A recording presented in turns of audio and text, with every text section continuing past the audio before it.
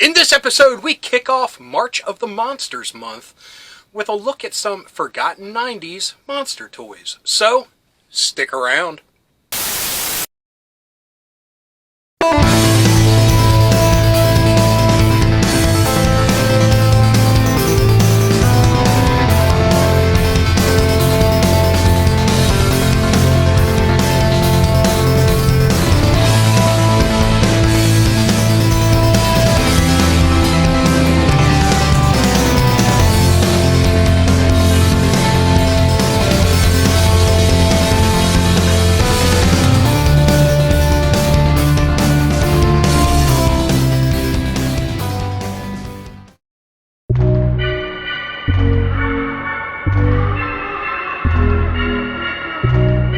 Hello, fellow dorks and dorkettes, and welcome to Nostalgia Syndrome.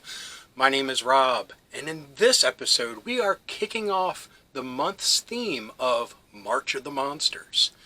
Now, I love monster toys, movies, comics, books, what have you. So, I thought, why should we reserve all that stuff for October? March of the Monsters makes complete sense to me. So, we will be kicking off the month's festivities with a look at some forgotten 90s monster toys.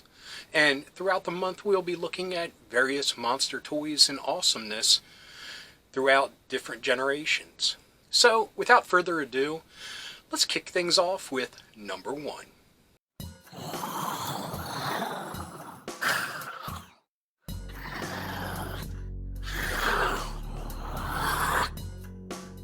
Our first toy comes from 1990, and it was made by the Uncle Milton Toy Company. And these are glow-in-the-dark movie monsters. Now, Uncle Milton put himself on the map by creating the Ant Farm, and the company is still going strong today. Now, these glow-in-the-dark movie monsters were officially licensed Universal Monster figurines. Now, there were 6 in total. And they featured such classic characters as the Phantom of the Opera, Hunchback of Notre Dame, the Wolfman, Creature from the Black Lagoon, the Mummy, and Frankenstein. Now, I think it's odd that they omitted Dracula in this rogues gallery of who's who of Universal Monsters. You would think that next to Frankenstein, he is the tip-top most popular Universal monster, but I don't know if there was just some weird licensing hiccup in that time period, but these 6 figurines are pretty awesome. Now, they are just stark white, or that glow-in-the-dark yellowish white color, and unfortunately I couldn't find any examples of them in their glowing awesomeness. So these are just pictures of them in their packaging, and we can only assume that they glowed just as well as any other toy at that time period.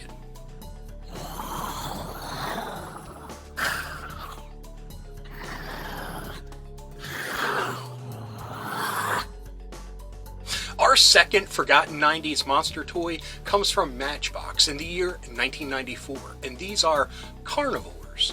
Emphasis on the car. These were die-cast vehicles, 7 in total, that all resembled certain beasts and monsters. Now, they incorporated different play features, like the skull guy that could launch his skull, some of them spit water, some of them launched little bomb drone type of creatures. Now, these looked pretty awesome. Unfortunately, I could see a lot of these little accessories getting lost, but there seems to be a plethora of them out on the secondary market, and they go for pretty fair prices. So if you are interested in die-cast cars, monsters, or both, these would be perfect for your collection. Now, one of the things that stands out is the package artwork.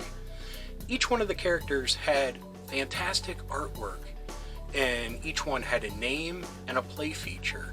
So they went all out on trying to create a little carnivore universe, and I tip my hat to them for that.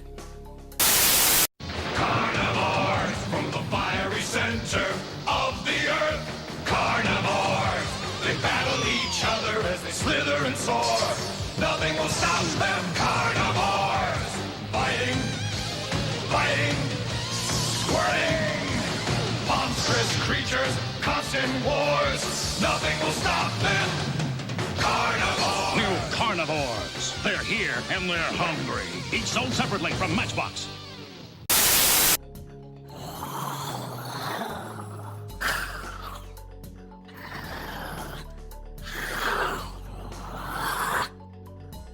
Now, this would not be a Forgotten Toy episode without something like this on the list.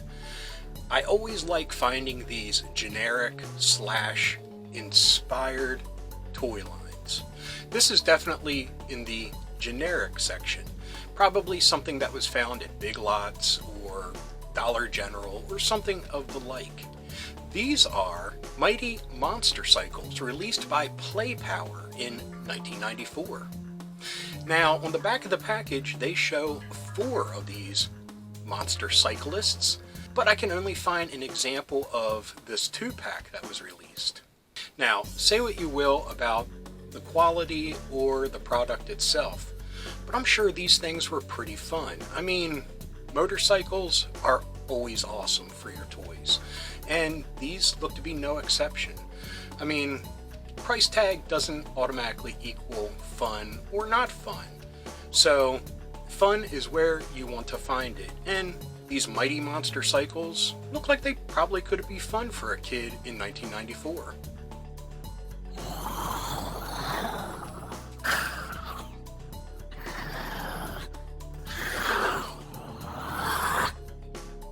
Now, this next toy line looks to be inspired by Monster in My Pocket. And there's nothing wrong with that. Little collectible knickknacks are awesome, especially when they're monsters. These are things that go bump in the night. Produced by FIVA in 1997. Now, there were 28 total figures released in this line, and they also spawned a book series that a lot of people compare to the Goosebump books.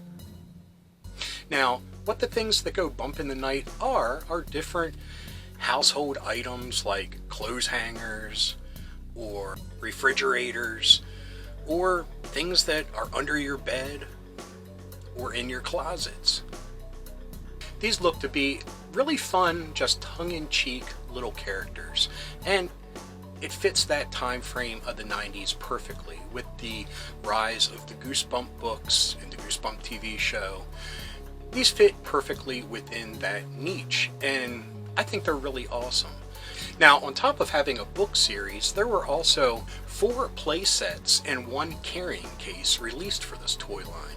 Now, I'd like to get into those in a later episode of Forgotten Playsets, but I mean, they really went all out on trying to produce a little things that go bump in the night universe.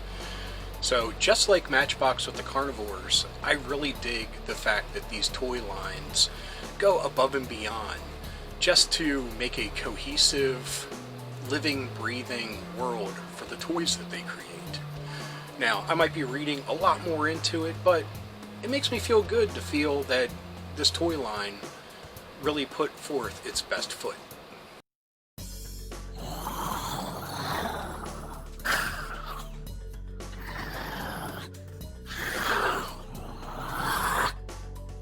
Now, our next toy line is another in the wacky skateboard category.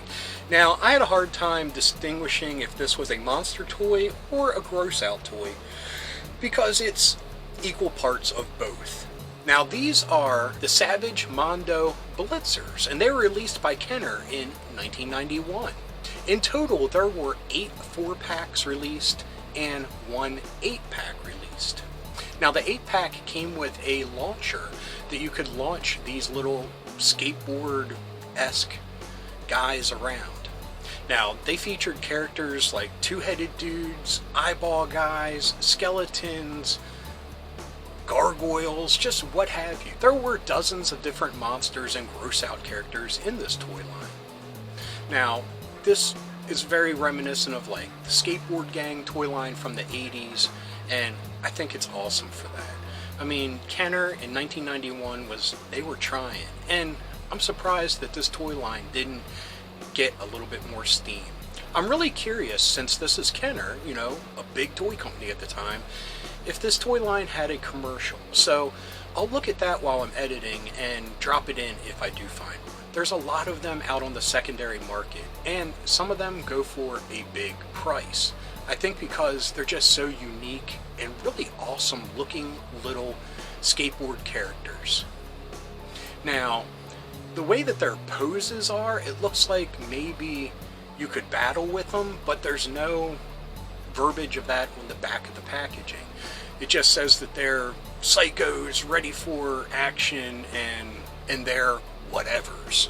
So yeah, they knew that this was across the board of sci-fi, horror, gross out, fantasy. And you know what? That's awesome. When you collect something like that, you want diversity. And this toy line definitely was diverse, with all the different genres that it tried to reach.